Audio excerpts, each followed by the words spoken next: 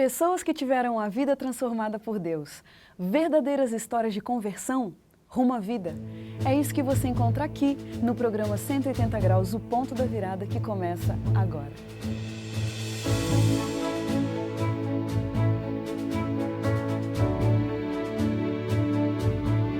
Quando sentimos o toque de Deus na vida, uma mudança acontece.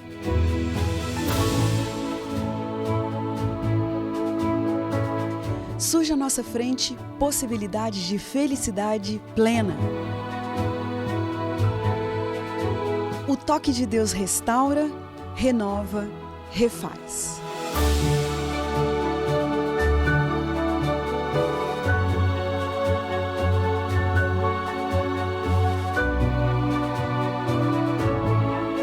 Hoje conheceremos uma pessoa que experimentou essa graça maravilhosa. Ela vai nos contar sobre essa mudança de 180 graus que lhe trouxe paz.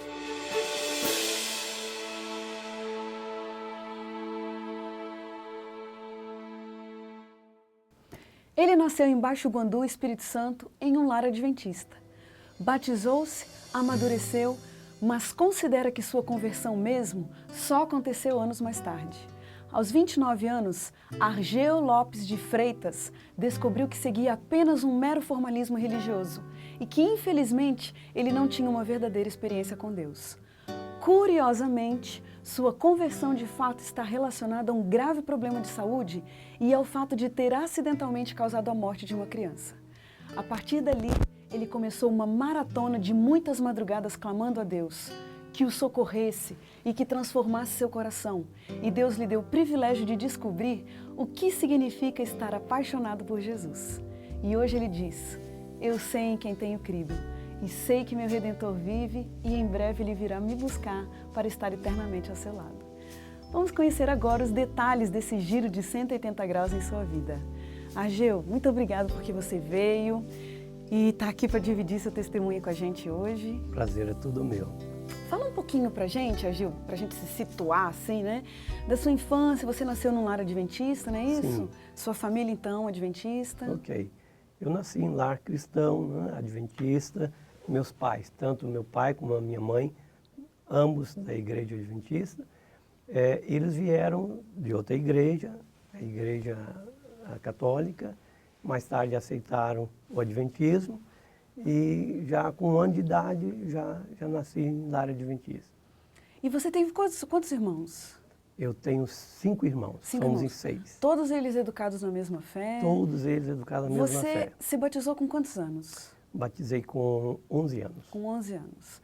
Agora, curioso, né, Argeu, o fato de você ter nascido num lar adventista, educado num lar cristão, batizado.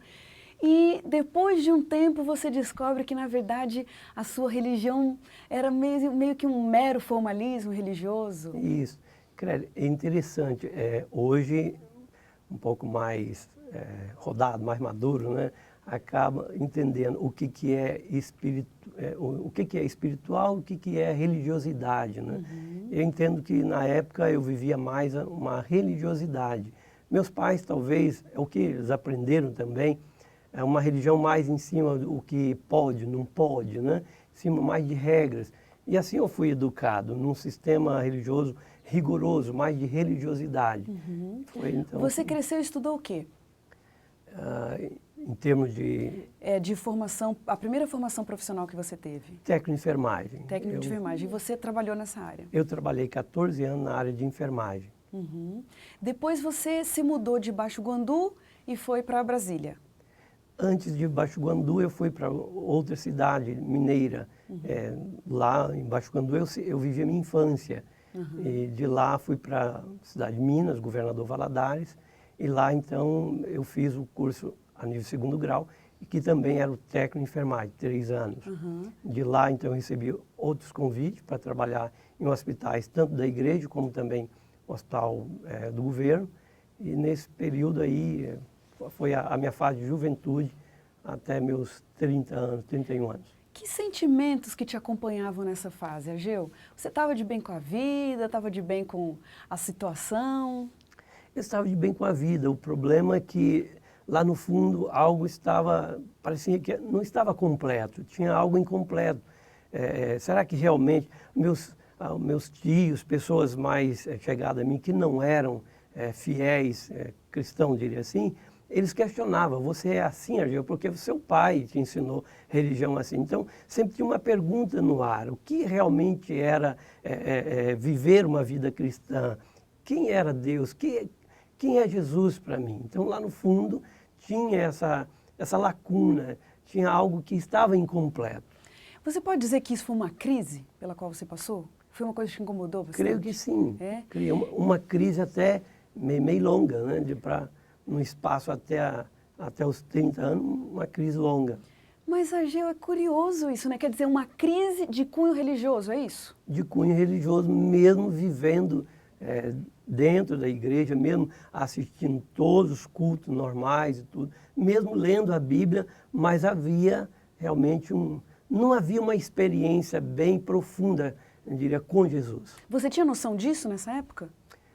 De início não, mas depois, com o passar do tempo, eu percebi que algo faltava muito sério, que era esse relacionamento.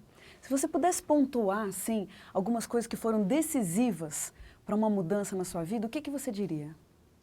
Algumas coisas, fator saúde, por exemplo. Algum momento na vida, eu acredito que, não que foi vontade de Deus, mas a permissão de Deus começou a permitir que algumas dores acontecessem em minha vida, né? E dentre elas, a minha saúde foi afetada tremendamente. Em alguma ocasião, os médicos chegaram realmente, uma junta médica chegou me dar 6 meses de vida. É uma mesmo? história mais longa aí. Menino, mas que problema era esse? Eu comecei simplesmente com uma tossezinha e aparentemente era uma gripe, e mais tarde os médicos descobriram que havia uma costela fraturada e ela, pontiaguda, penetrava na pleura, no pulmão, e isso inflamou e agravou de tal forma que em menos de um ano eu tive várias paradas cardiorrespiratórias e finalmente os médicos chegaram à conclusão que talvez eu não sobreviveria. Mas, Argel, eu acho que isso deve ser o maior baque na vida de uma pessoa, não? No aspecto de sonhos, realização, né? E também essa intimidade com Deus, eu senti que eu estava longe, muito longe.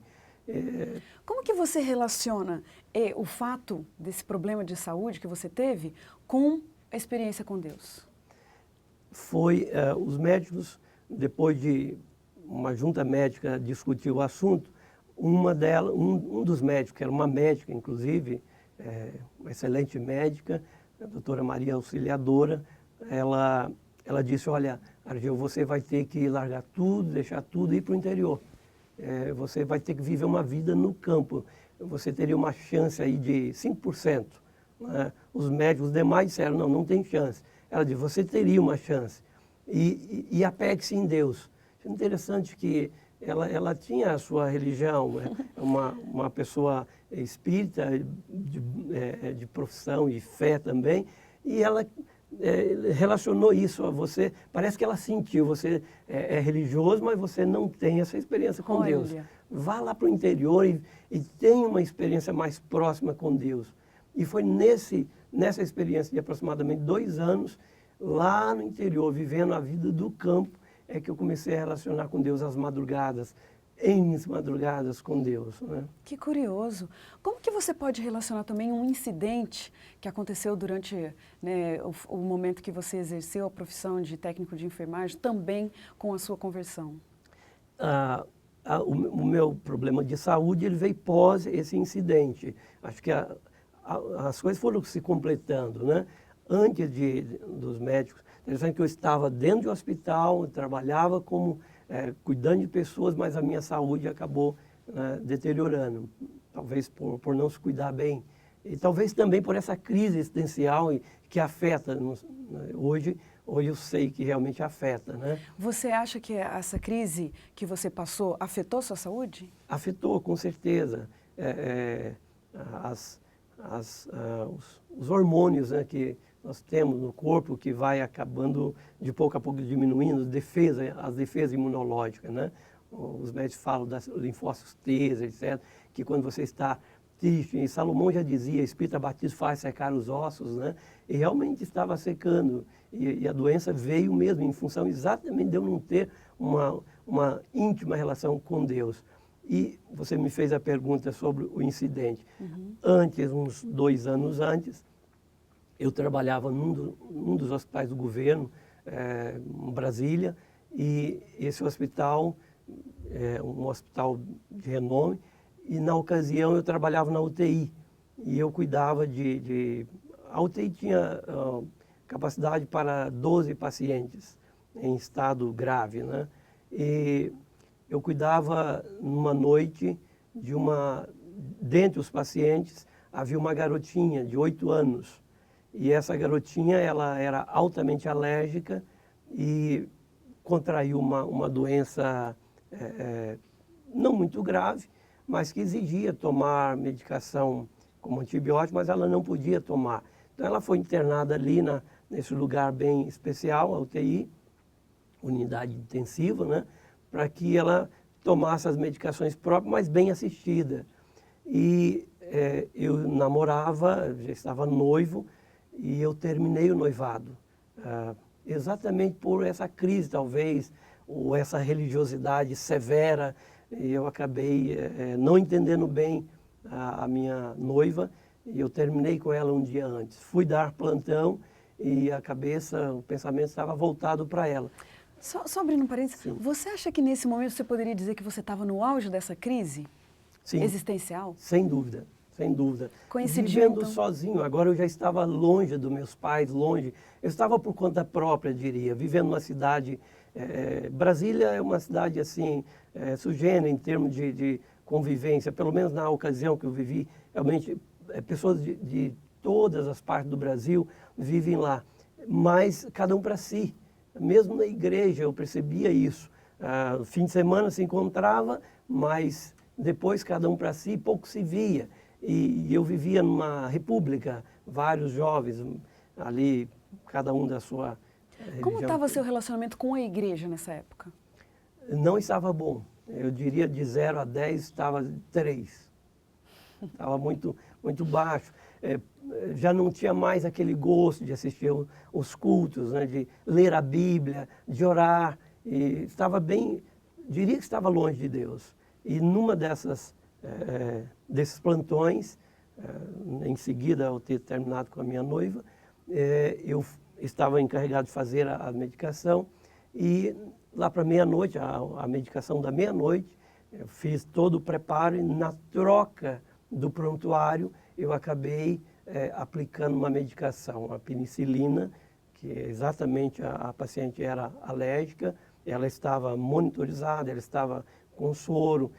Ageu, desculpa te interromper, Sim. mas a gente vai deixar esse suspense aqui para o próximo bloco, a gente continua a nossa conversa daqui a pouquinho.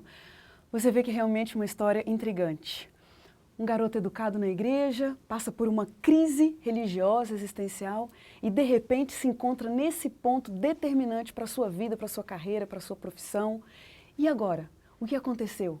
Quais as consequências dessa noite na vida do Ageu? Como Deus aproveitou esse momento para o encontrar de fato? Isso a gente vê daqui a pouquinho, depois do intervalo.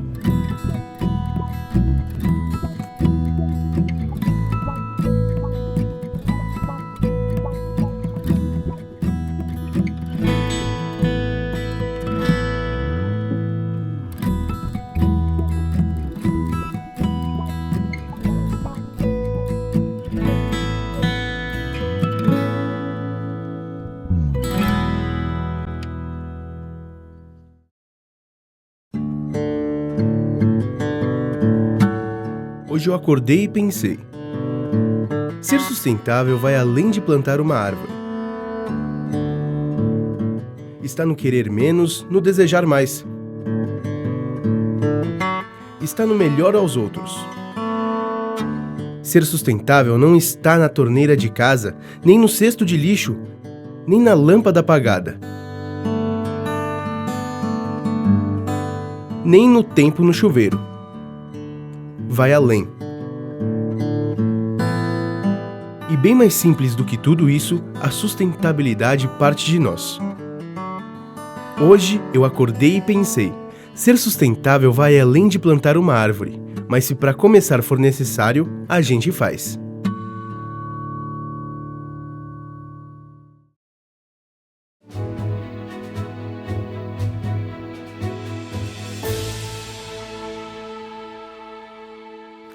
O programa 180 Graus, o Ponto da Virada, está de volta.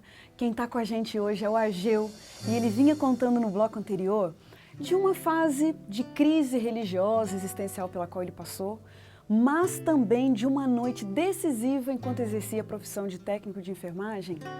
E essa noite também culminou com seu encontro com Deus. Ageu, você vinha dizendo que você tinha que dar uma medicação para uma criança, e aí, o que aconteceu?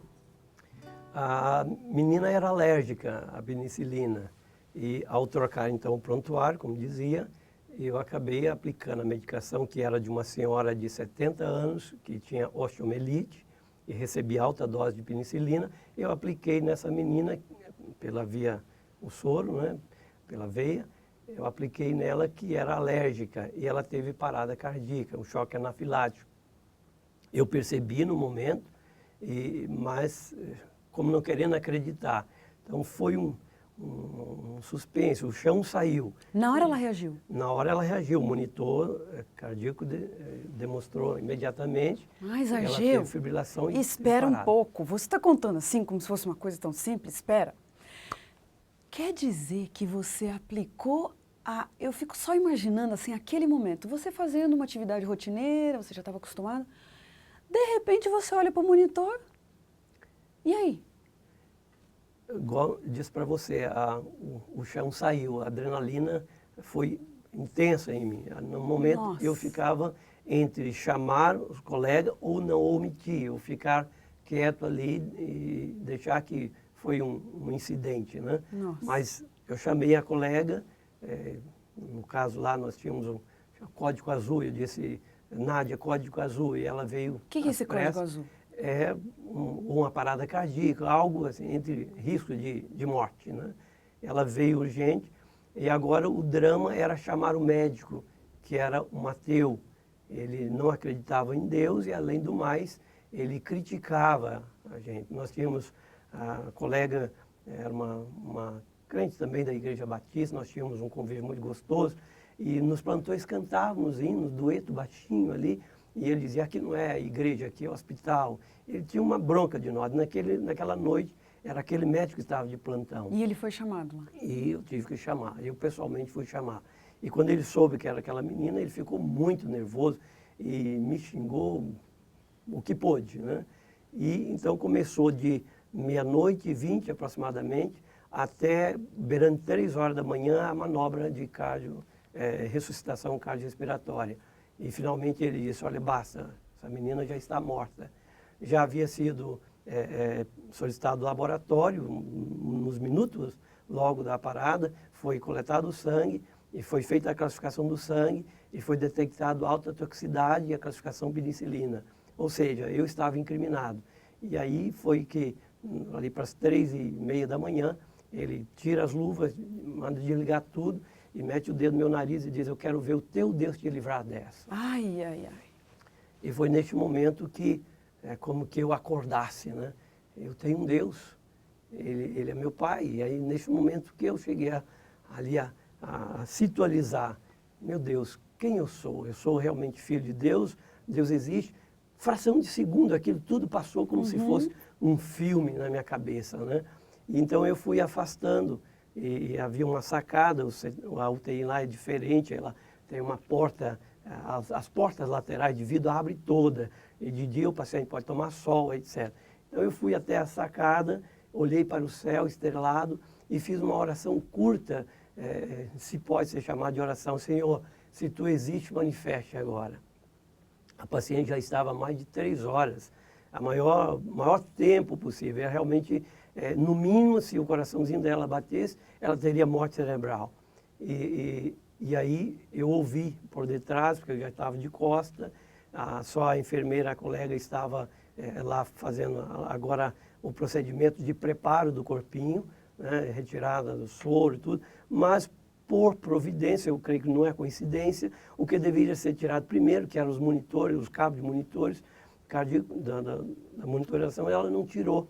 E eu ouvi atrás de mim a sinalização, um batido de criança. E eu tinha outros pacientes monitorizados ali, mas eu percebi que era ela. E aí, naquele momento, houve uma paz interior, eu situalizei de novo e entendi que Deus havia me respondido ali na hora.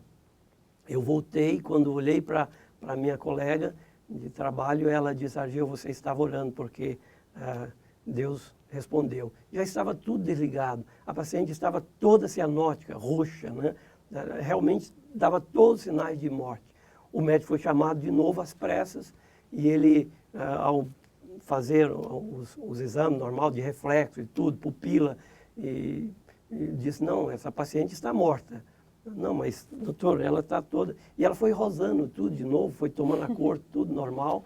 E em pouco tempo, aí o médico tomou a pulsação, tudo, verificou, ela estava viva. Mas ele, incrédulo, disse: mas ela teve sequela, o coração está batendo, é real, mas ela não vai falar, né? Vai ter problemas seríssimos, no caso de fala e tudo mais, o cérebro, né? E ele ainda disse: pode ser que ela tenha tido morte cerebral, né? Não sei se seria o ideal ela ter voltado o coração ainda, ele disse. Então, aí ele falou: olha, vamos aguardar. Só uma curiosidade, você conhecia os pais dessa menina? Eu conhecia os pais dessa menina. Por algum momento, assim, te passou pela cabeça encarar aqueles pais no dia seguinte?